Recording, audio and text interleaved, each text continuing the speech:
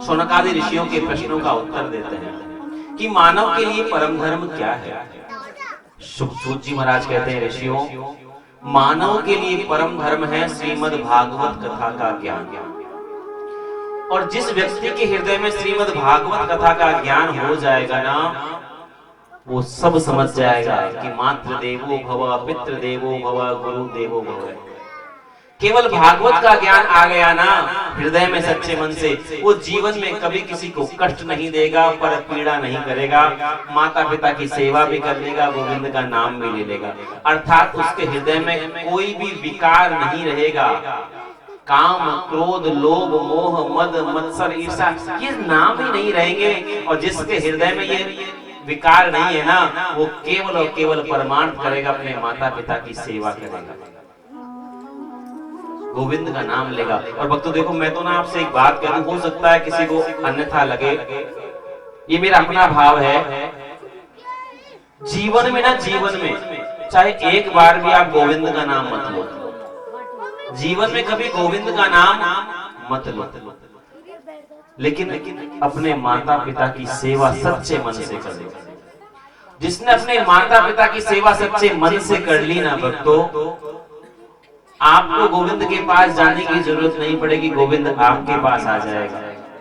क्योंकि पता मैं एक ही बात में विश्वास करता हूँ, ईश्वर ना, ईश्वर हमें जीवन में सुख और दुख दोनों देता है ना।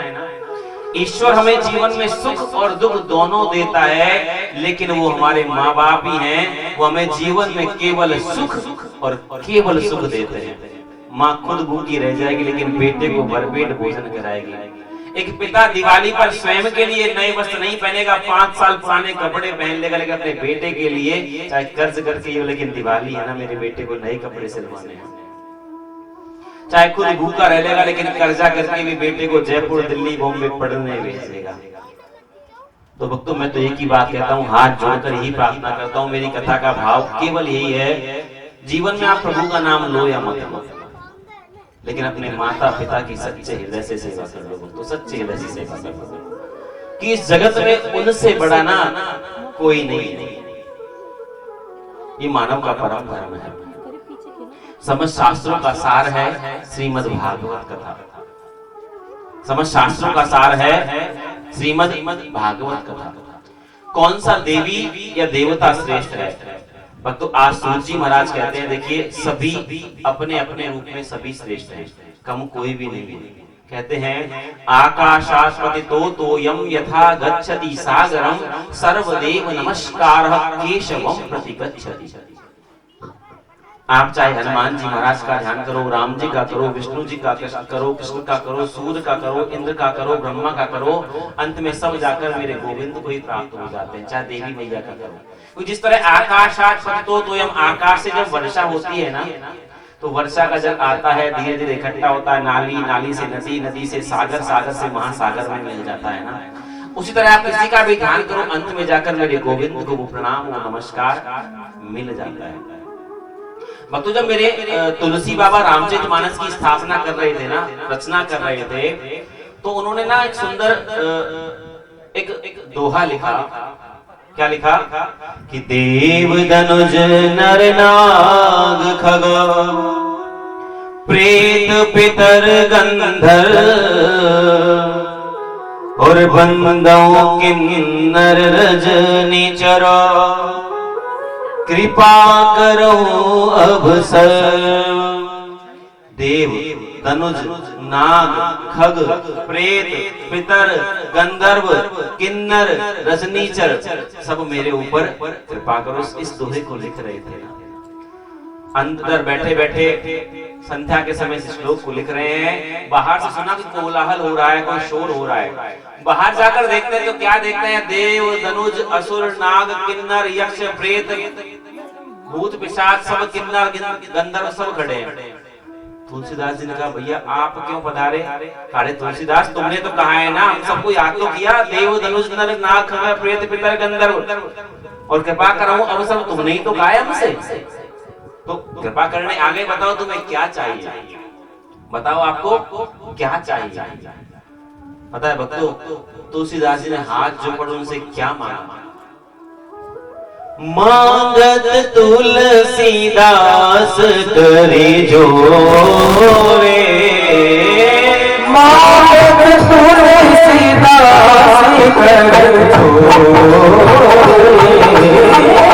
मांगत तुलसीदास करे जोरे, बसहु राम सिय मानस मोरे, बसहु राम सिय मानस मोरे।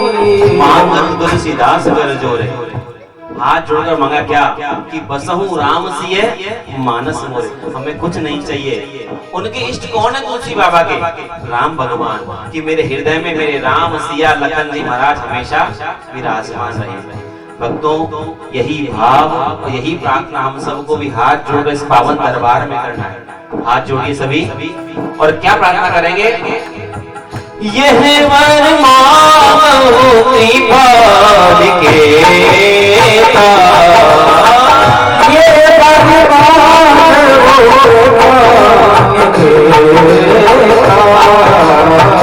बसहु हृदय सिय लखन समेता, बसहु हृदय सिय लखन समेता।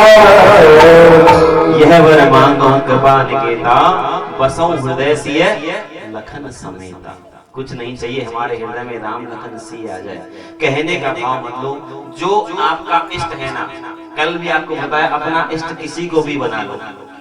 देखो मानो सभी देवों को, है ना, लेकिन एक इष्ट बना लो। बालाजी महाराज को बना लो, कन्हैया को बना लो, राम जी को बना लो, सूर्य को बना लो, इंद्र को बना लो, सर्प को बना लो, पेत्र को बना लो।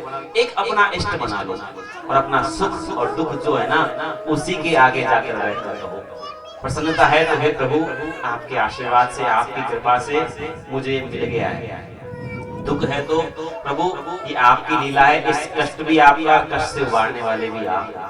एक इष्ट अपना मजबूत कर लो, वही देवी या देवता श्रेष्ठ है।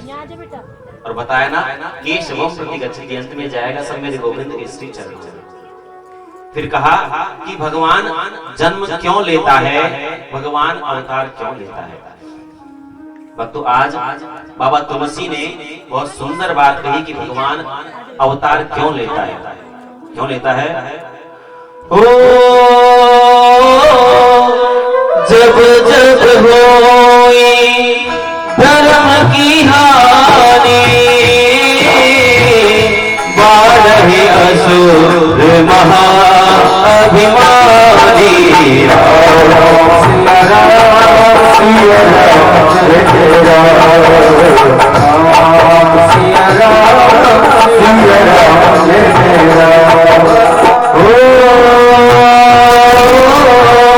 तब तब धरि प्रभु विविध शरीरा,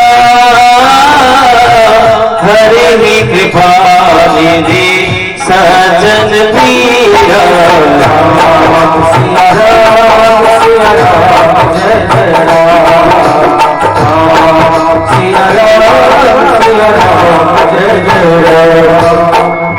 जब जब होई धर्म की हानि, जब जब धर्म की हानि होती है ना, तब मेरे गोविंद, मेरे भगवान अवतार लेकर के आते हैं। भगवान के कितने अवतार हैं? सूजी महाराज कहते हैं भगवान के 24 अवतार हैं। देखिए, सभी अवतारों की किसी की विस्तार से, किसी की संक्षेप में कथाओं का हम श्रवण करेंगे, लेकिन भगवान के केवल अवतारों का नाम सुनने से भी कथा का पुण्य फल प्राप्त होता है। भगवान के प्रथम अवतार हुए सनक, सनंदन, सनातन, सनत कुमार चारों भैयाओं का। 12 अवतार संत नारद जी का अवतार, नर और नारायण का अवतार, भगवान श्री कपिल देव जी का अवतार, दत्तात्रेय जी का अवतार, यज्ञ भगवान का अवतार, श्री ऋषभ देव जी का अवतार, पृथु जी महाराज का अवतार, मत्स्य अवतार, कच्छप अवतार, धनवंतरी अवतार, मोहिनी अवतार, श्री नरसिंह अवतार, वामन भगवान का अवतार, श्री परशुराम जी का अवतार, महर्षि वेदव्यास जी का अवतार, मेरे आराध्य राघवेंद्र श्री राम का अवतार, श्री बलराम जी शेषावतार, मेरे गोविंद, मेरे ठाकुर, मेरे कन्हैया का अवतार, हरि अवतार, हंस अवतार, बुद्ध अवतार। भक्तों 23 अवतार मेरे गोविंद ने ले चुके हैं। 24वां अवतार होगा एमपी के संभल नामक ग्राम में विष्णु शर्मा जी के घर में कल्कि अवतार। वो कब होगा? जब कलयुग का समापन होगा ना। कलयुग का मान है 4,20,000 वर्ष। अभी तो प्रथम चरण चल रहा है, लगभग 5100 वर्ष हुए हैं, लगभग 5000 वर्ष व्यतीत हुए हैं। 4,20,000 वर्ष का कलयुग है। और जब जब होगी धर्म की हानि, उस समय जब धर्म पर अत्यधिक संकट आ जाएगा, ब्राह्मण और गो अत्यधिक प्रताड़ित हो जाएंगे ना, तब जाकर मेरे गोविंद प्राकट्य रूप लेंगे। और भक्तों देख रहे हो ना, कलयुग में तो गौ माताओं की क्या दशा हो रही है, सबको पता है। धीरे धीरे बस हरि के आने का समय आने ही वाला है ना। और इस कलिकाल में इस कष्ट और दुखों से मुक्ति का उपाय है केवल गोविंद का नाम रटते रहे, गोविंद का नाम जपते रहे। एक प्रश्न पूछा कि धर्म किसकी शरण में गया? कि भगवान जब धराधाम को छोड़कर चले गए तो धर्म किसकी शरण में गया? सूत जी कहते हैं कि धर्म गया राजा परीक्षित की शरण में। और जब परीक्षित को 7 दिवस में मृत्यु का श्राप लगा तो वेदव्यास जी के पुत्र शुकदेव ने उन्हें पावन भागवत कथा का ज्ञान दे करके उनकी मुक्ति कराई, उन्हें मोक्ष दिलाया।